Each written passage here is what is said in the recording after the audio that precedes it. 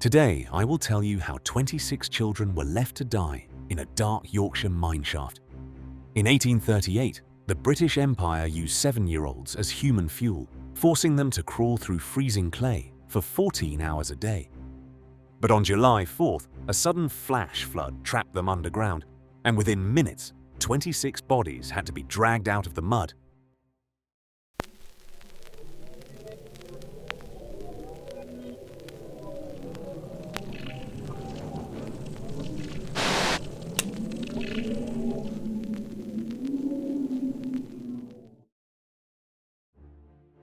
In 1838, British industrial wealth did not run on mere machinery.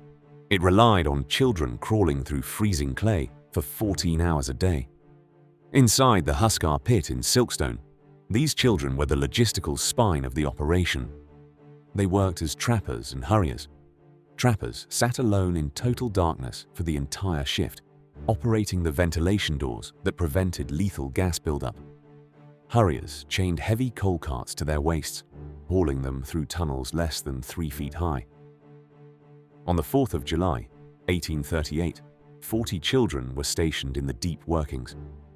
By mid-afternoon, a violent storm on the surface triggered a sequence of events that forced a critical division among the workers.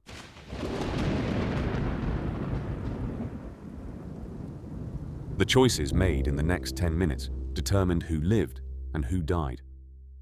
Total survival was mathematically possible. Instead, 26 children broke rank and fled, while the remainder stayed underground with the colliery steward.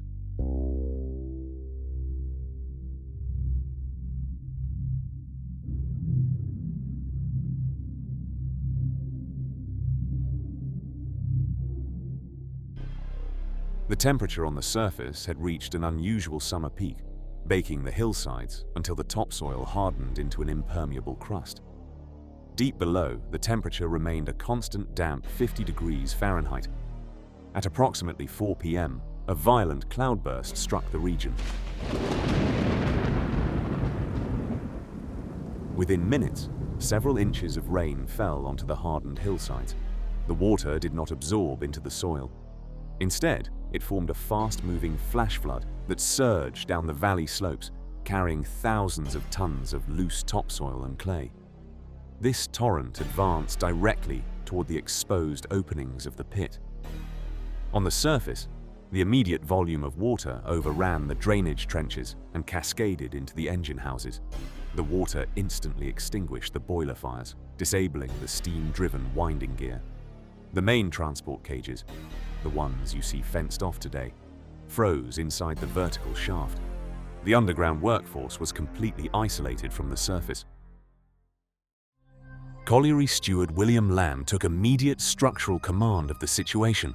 Following established mining protocols for flash floods, Lamb assessed the volume of the intake and the capacity of the mine's lowest sumps. He calculated that the bottom elevation of the pit had sufficient volume to collect the incoming water for several hours before the active working faces would submerge. Lamb gathered the children under his direct supervision and ordered them to remain stationary in the deep workings. He knew the structural layout guaranteed their safety if they stayed put. A significant portion of the older boys obeyed the order. They sat down in the dry upper benches of the seam, using their lamps to monitor the rising water levels. However, a group of 26 younger children, isolated at a distant ventilation node, panicked.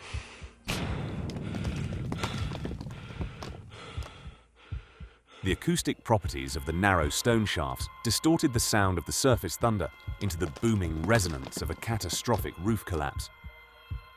Believing the mine was caving in, they ignored Lamb's standing orders.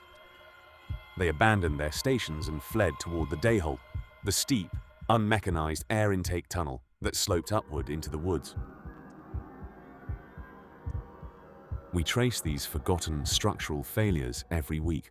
If you want to support this historical archive, hit subscribe.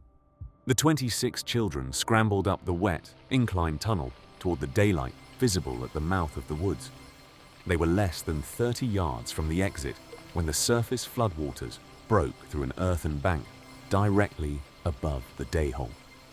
A wall of water and debris surged downward into the mouth of the tunnel, colliding directly with the ascending children. The force of the current swept them back down the incline, flushing them into a collection point at the base of the ventilation sector. At this exact junction stood a massive oak ventilation door. The door was engineered to open inward against the direction of the exit path to maintain the mine's vacuum-driven air currents. As the volume of water filled the bottom of the incline, it exerted immense hydraulic pressure against the face of the door. The physical layout transformed the safety mechanism into an unyielding barrier. The children were trapped in a space measuring less than 4 feet in height. The inward opening door was held shut by several tons of water pressure, making it impossible to move from either side. Within minutes, 26 children, ranging from 7 to 17 years of age, died of asphyxiation and drowning in the dark.